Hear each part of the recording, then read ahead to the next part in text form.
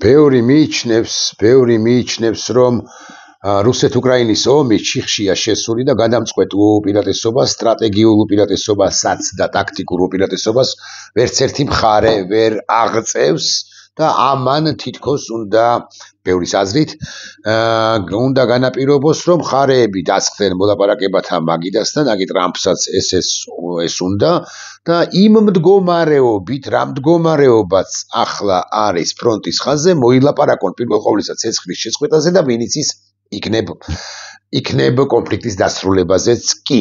უკრაინისთვის ეს საცოცხლოდ მნიშვნელოვანია, იმიტომ რომ უკრაინას ადამიანური რესურსი არ ყოფნის, თუ გულახდილები ვიქნებით, უკრაინას საკმაოდ უჭირს, მაგრამ რუსეთისთვისაც სასიცოცხლოდ მნიშვნელოვანია, იმიტომ რომ წესით და რიგით რუსეთის ლიდერი ადეკვატური რომ იყოს, აი ახლა რა მდგომარეობაც აქვს ფრონტის ხაზზე, აქ გააჩერებდა ომს, იტყოდა რომ სპეციალური სამხედრო ოპერაციის მიზნები მიღწეულია, იტყოდა ამას როგორღაც გაყიდდა საკუთარ ბიდლო უკაცრავად საზოგადოებაში და მერე უკვე დაიწყებდა ზრუნვას იმაზე, რომ დასავლეთმა პირველ ყოვლისა რასაკვირველია შეერთებულმა შტატებმა დესანქცირება მოახდინოს რუსეთის ფედერაციისა, შემოუშვებდა რაღაც რუსულ ან ამერიკულ დასავლურ კომპანიებს, გააჩაღებდა ვაჭრობას, ყოველ შემთხვევაში ეცნებოდა კია. მე თუ მკითხავთ, პუტინმა ამის შესაძლებლობა ხელიდან გაუშვა პრეზიდენტ ტრამპის ოვალურ კაბინეტში შესვლიდან რამდენიმე თვეში, 2-3 თვეში. მაგრამ ახლაც არ არის გვიანო ვინმე რო თქვას და ტრამპის გულის მოგება ახლაც შეიძლებაო ვინმე რო თქვას, არც ეს ვინმე იქნება თლად მცდარი. ტრამპს ახასიათებს პოზიციათა ცვლილება და აი პირდაპირ მნიშვნელობით ხვალ რო გამოვიდეს პრეზიდენტი პუტინი და თქვას, რომ კვლავ ვიმეორებ სპეციალური სამხედრო ოპერაციის მიზნები, ამოცანები უკვე შესრულებულია. რუსეთმა აღადგინა კონტროლი მალორასიის რაღაც მნიშვნელოვან ნაწილზე, კი რჩება გარკვეული მონაკვეთები დონბასის მიმართულებით, მაგრამ და ასე შემდეგ, ვინც ის ეს ომი მართლაც დასრულდეს ამ შედეგით, რა შედეგითაც დასრულდება და რუსეთის დეიზოლაციის პროცესიც დაიწყოს გარკვეული პერიოდის შემდეგ. მე ამაში ეჭვი მეპარება, მაგრამ ვინც ის მეორე მხრივ. მაგრამ პუტინი ამას არ აკეთებს. პუტინს ჯერ ერთი მიაჩნია მართლა, რომ სპეციალური სამხედრო ოპერაციის მიზნები არ შესრულებულა, ეს ერთი. ანუ არ მომხდარა დენაციფიკაცია, დემილიტარიზაცია უკრაინისა, არავის საბოლოო ჯამში ესე ბეჭედ დასმულა და არ უთქვამს, რომ უკრაინა ნატოს წევრი არ გახდება. გარდა ამისა, ამ სპეციალური სამხედრო ოპერაციის ამოცანებში შევიდა სხვა რუსული ზერჟავისტული სურვილები, ამოცანები, პატარა ამოცანები, ხო ეს არის რომ დასავლეთმა აღიაროს რუსეთის ტერიტორიად 5 რეგიონი, ეს არის ყირიმი, ეს არის დონეცკი, ეს არის ლუხანსკი, ეს არის ზაპოროჟიე და ეს არის ხერსონი. ამას კი არავინ არ აღიარებს.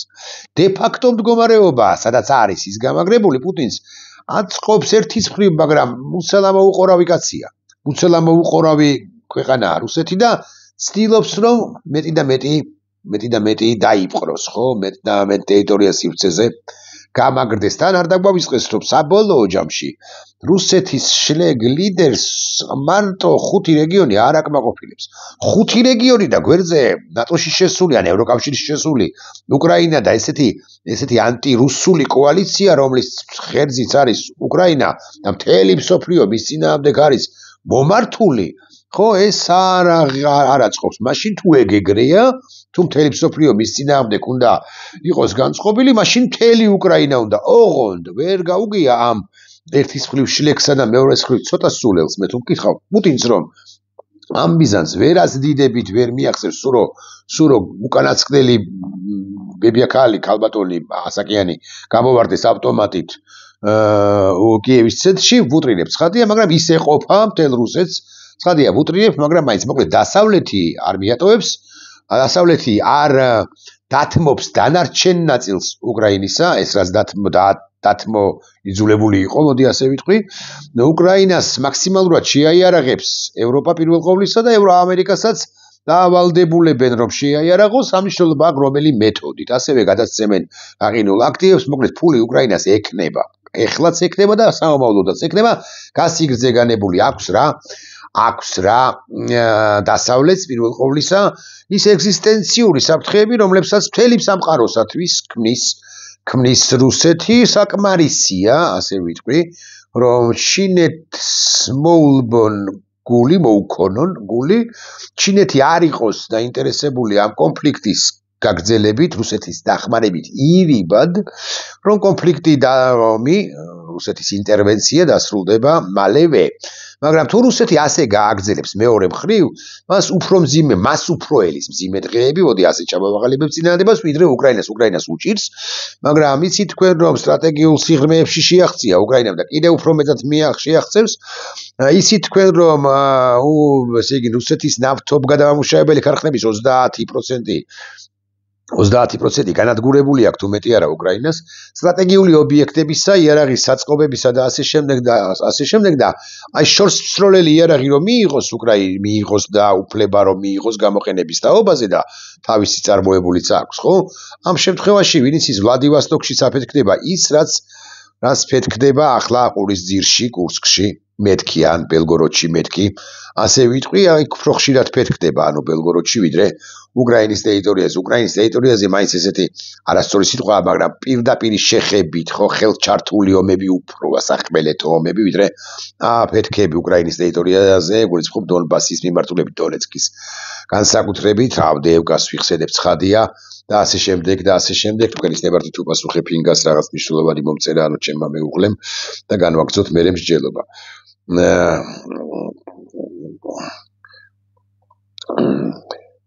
ხო, მოდიში მივწერო 10 წუთში დავასრულებ მეთქი.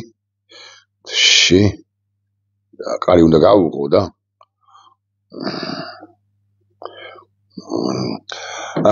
ხო და ეს ამბავია რომ ვიცოდეთ. ეხლა მე კი გითხარით რომ ეს ყველაფერი გაჩერებული არის მეთქი და ესეთ სტრატეგიულ სტრატეგიულ უპირატესობას ვერც ერთი მხარე ვერ იღებს, მაგრამ კვლავ მინდა ვთქვა, რუსეთს უკრაინას ძალიან უჭირს, მაგრამ რუსეთს უფრო უჭირს. რუსეთი უფრო მარცხდება და რაც უფრო უჭირს, რაც უფრო მარცხდება პერსპექტივაში, მით უფრო იმის გათვალისწინებით, რაც ხდება მის გარშემო ეკონომიკური თვალსაზრისით. პირველ ყოვლისა, მართლა იმის ეგრეთ წოდებული კანისტრებით დარბიან მოსკოვის ცენტრში ლამის 20 ლიტრა ბენზინს ეძებენ რუსეთი როდის მოფერიანდება, სულ ხვალ დამთავრდეს ომი.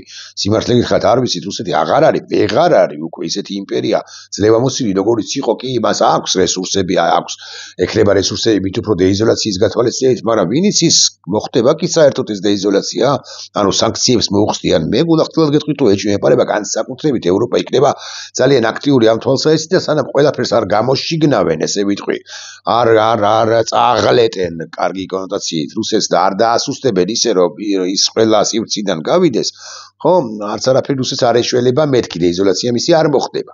იქ ცხადი არის ბევრი საკითხი, მაგალითად ისე არ მოხდეს რომ რუსეთმა ამაზე ვილაპარაკებთ ჩვენ, რუსეთმა გამოიყენოს საკუთარი ბირთვული პოტენციალი, ამოქმედოს საკუთარი ბირთვული პოტენციალი, ამიტომ ესეც არის ევროპის ამოცანა, დასავლეთის ამოცანა მთლიანად. მოკლედ, რუსეთს სერიოზულად აქვს დარხეული, ესე ვიტყვი მე, ომი დამთავრდება თუ არ დამთავრდება, თუ დამთავრდება დარხეული აქვს, თუ არ დამთავრდება დარხეული აქვს, რუსეთი უფრო მარცხდება, აი უკრაინა ომის დამთავრების შემთხვევაში მისი დარჩენილი ნაწილი, ესე ვიტყვი, 4/5-დან გასაკვირველია ძალიან სწრაფად დაიწყებს რეგენერაციას, აღდგენას, ხო, დასავლური ფული იქნება, უკრაინელი ხალხიც მომართული იქნება, რომ ევროკავშირში შედის ხვალ-ზეგ და ნატოში ზეგმაზეგ და მომზადებული იქნება, მომართული იქნება, რომ მეტი და მეტი გააკეთოს თავისივე სახელმწიფოსთვის და უკრაინას აგერ ნახავთ, აგერ მე და აგერ თქვენ უახლოეს არ ვიცი პერსპექტივაში დაახლოებით 10 წელიწადში ნახავთ უწარმატებულესი ქვეყანა იქნება, უაყვავებულესი ქვეყანა იქნება ევროპის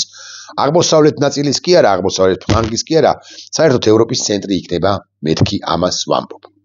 ეს არის ერთი ნაწილი, რაზეც ვისაუბრეთ, აგე 10 წუთია ლაბის ვისაუბროთ. ეხლა მეორე ნაწილია, რომ რუსეთი შესანიშნავად ხვდება, რომ ამ შეიარაღებაში, ტექნოლოგიებში, შეიარაღებაში და ასე შემდეგ ის გვარიერად ჩამორჩება დასავლეთს. ხო, მართლა რიგით რუს კი არა, თლად პოლიტიკურ ხელმძღვანელობას ბანდიტებს მოსკოვიდან მიაჩნიათ, რომ დასავლეთი ნატო იბრძვის მათ წინააღმდეგ. რა უნდა ქნან ახლა ნატო თუ იბრძვის, ხო, რაღაცა ხო უნდა მოიმოქმედონ, ჯერ როგორ ძლებთო. ამასაც კი გაიგონებ აქა თუ იქ კრემლის კულუარებიდან ჟურნალს ეს ინფორმაციები საჯარო სივრცეში, ან როგორ გავძელით ამდენი ხანი, რახეთ რა მაგარი სახელმწიფო ვართ, რუსეთი რა მაგარი სახელმწიფოა, მთელ ნატოს აჩერებს, მთელ ნატოს უპირისპირდებაო. მაგრამ რუსეთი ხვდება, რომ მით უფრო თუ ჩინეთი ჩამოსცილდა ადრე თუ გვიან, რომ ტექნოლოგიური თვალსაზრისით ჩამორჩება დასავლეთს, იარაღის წარმოების თვალსაზრისით ჩამორჩება, ზუსტი დამიზნების იარაღით მით უფრო ჩამორჩება, ბალისტიკური რაკეტებით მოგეთ ყველაფრით ჩამორჩება, საბოლოო ჯამში ამერიკამ მართლა რომ მოინდომოს და გადაწყვეტილება მიიღოს. ხო, არ ვიცი, 24 საათში ალბათ ხმამაღალი ნათქვამია, მაგრამ რაღაც ერთილოვანი დარტყმების გათვალისწინებით 24 დღეში, აი ძალიან მაქსიმუმს ვამბობ, დაამთავრებს რუსულ სახელმწიფოს უბრალოდ რაღაცეებია იქ საფრთხილო და საშიში, რომ ვიცოდეთ მაინც. დაამთავრებს მით უმეტეს ესეთ დასუსტებულ რუსულ სახელმწიფოს. აი ამას ხვდება რა პუტინი მას უნდა, ეხლა ზუსტად უნდა ჩამოვაყალიბო, რაღაცით უნდა გაუთანაბრდეს ის დასავლეთს, თუ შეერთებულ შტატებს პირველ ყოვლისა, ევროპას შეერთებულ შტატებს და ვერაფერი ტექნოლოგიური, არა ვერაფერი შეიარაღებითი გამთანაბრებელი მას ვერ გამთანაბრებელი არ არის, ვერ გაათანაბრებს, ეს რომ ვიცოდეთ მაინც. ეხლა ერთს ეს ყველაფერი გაიხსენეთ კი არა, გახსოვდეთ, რა საკვირველია და მე ერთ ავტორს გიხსენებთ ცოტა ხნის წინ კი არა, მე მის შესახებ მე დაახლოებით 10 წლის წინ თუ მეტი არა გავიგე და ეს არის ძალიან კარგი კაცი, რომელიც გლობალურ პოლიტიკაზე, ომებზე, ბირთვულ იარაღზე, ავტორიტარულ რეჟიმებზე წერს ასევე რაღაც ჰიბრიდულ ომზე და ასე შემდეგ. ის იყო და არის New York Times-ისა და Washington Post-ის ავტორი. ანალიტიკურ სტატიებს წერს შემდეგ თემებზე ბირთვული ბომბის გამოყენების საფრთხე და მისი პოლიტიკური შედეგები. დიდი სახელმწიფოების შეერთებული შტატები, რუსეთი, ჩინეთი ბირთვული დოქტრინების, საერთაშორისო უსაფრთხოების მყიფე ბალანსი. მისი სტატიები ხა ძალიან უტრიებს ცხადია, მაგრამ რო ამობეჭდო, აი შენ ზურგს უკან რო ფარდა, ხო? იქ რო ამობეჭდო, აქედან დავიწყოთ ამობეჭდო, იქამდე გაგრძელდება მეთქი. ძალიან ვრცელ სტატიებს, აი დაგეზარება კაც, გულახდილად გეტყვი, მთელი მონოგრაფიებია, სქილტანიანი. ამ კაცს ქვია მაქს ფიშერი. ამახვილებს განსაკუთრებულ ყურადღებას ამდენად მარტივად შეიძლება ერთმა შეცდომამ ან ემოციამ, ხო, ემოციურ ფონზე მიღებულმა გადაწყვეტილებამ წამოიწვიოს ბირთვული ომის დაწყებაც კი.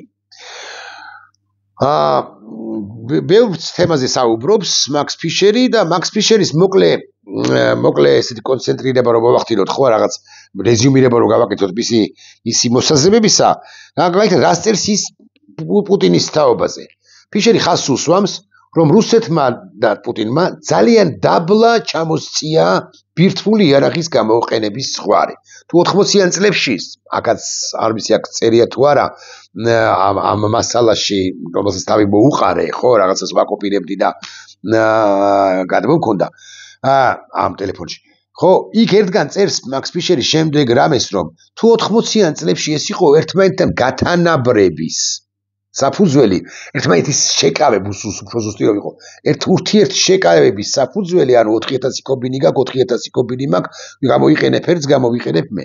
პუტინმა დასწია თამასა, ასე წერს, ხო, სწორია, და დაბლა ჩამოწია ბირთვული იარაღის გამოყენების ზღვარი თამასა, ანუ ადრე უცნობის სიტუაციები შეიძლება იყო ფორმალურად რა ყოფილიყო ამის, ხო, ესე იგი, შექმნილიყო საფუძვლები და ახლა კი ყოველგვარი საფუძვლის გარეშეც კი შეიძლება ბირთვული იარაღი გამოიყენოს პუტინმა. ეს ყველაზე სწორი ანალიზია შეიმოსაზრებით, მე მიუბრუნდები მაქს ფიშერს, მაგრამ მაინც პუტინმა შეიძლება პახმელიაზე არასწორი სიტყვა, მაგრამ ემოციურ ნიადაგზე იმის გამო რომ ის აგებს და ის მართლა აგებს, უცებ აიღოს და მე არ ვიცი ხა როგორ ხდება იქ რაღაც სხვა მექანიზმებია ცხადია ჩართული, ხა მართლა წითელ ღილაკუკაზე არ იქნება ეს დამოკიდებული, მაგრამ უცებ გააქანოს და ხიოს.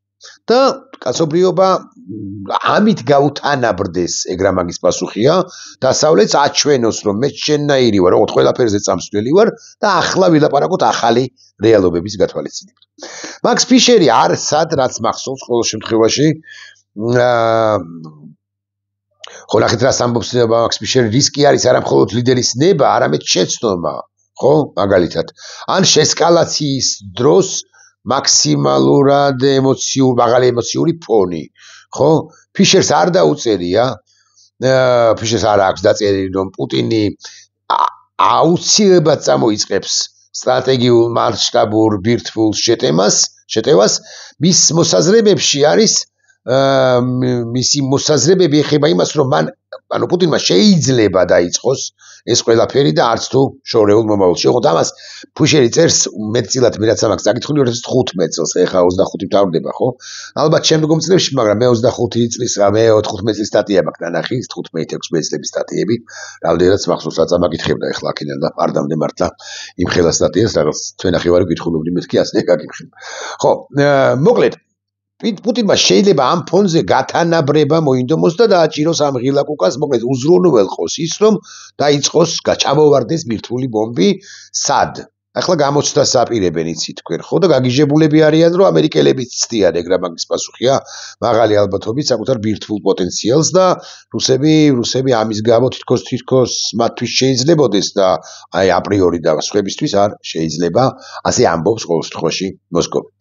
მაგრამ აქ ფიშერი არსად არ წერს და ყოველ შემთხვევაში მე არ შემხვედრია ამგვარი მოსაზრება, რომ ვერ ბირთვული ბომბის რომელიმე მიმართულებით გასროლის, მათ შორის ტაქტიკური ბირთვული ბომბის გამოყენების შემთხვევაში, ეს არ არის ბოლოს სერია. ანუ ერთხელ ისროლა და დაამთავრა. აი, ბოლოს სერია იწყება ოდნავ მოგვიანებით, როდესაც ერთხელ ისროლა და არ დამთავრდა და ასიმეტრიული პასუხი მოდის დასავლეთიდან. რას ნიშნავს ასიმეტრიული პასუხი? ასიმეტრიული პასუხი ნიშნავს იმას, რომ პროპორციულად ზუსტად ერთი ბომბი ჩამოვაგდეს შენ და მეც ერთ ბომბს გესვრის შენ, ეგ კი არ არის გესვრის სადღაც ტაიგაში. ხო, პირობითად ლაპარაკობ დაუსახლებელ პუნქტში, შენ კი დასახლებულებში მესროლე, მაგრამ მე დაუსახლებელში.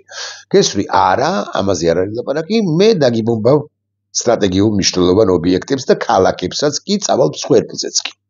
საერთული სათქმელია რა საკვირველია ეხა მოსკოვი 20-25 მილიონიანი ქალაქია და ეხა როგორ შეიძლება ქართველმა მიმოხილვმა თქვას რომ ამერიკის შეერთებული შტატები წყალქვეშა ნავიდან გაუშვებს რომელიც ბალტიის ზღვაში ასე მაგალითად გაუშვებს რაღაც ბირთვულ ბომბს და მოსკოვს ან პეტერბურგს დაარტყავს და ამოჟუჟავს ხალხს მეთქი მაგრამ პუტინმა კარგად უნდა იცოდეს სწორედ ეს და იცის მაგალი ალბათობით კი არა ნამდვილად იმიტომ რომ ეს გაფრთხილებები და ხრული ხაზებითაც მათ შორის მიდის რომ ბოლო სერია, ბოლო აქტი, მოდი ასე ვიტყვი, ხო, არ არის უშუალოდ პუტინის მიერ სროლა ერთი ბირთვული ბომბისა. იარაღის გამოყენება. ბოლო სერია ნებისმიერ შემთხვევაში უფრო დიდიდან, უფრო მძლავრიდან, ხო, არის პასუხი ამ პუტინის ამ ქმედებაზე, მოკლედ დააჭერ, ჩვენს დავაჭერ.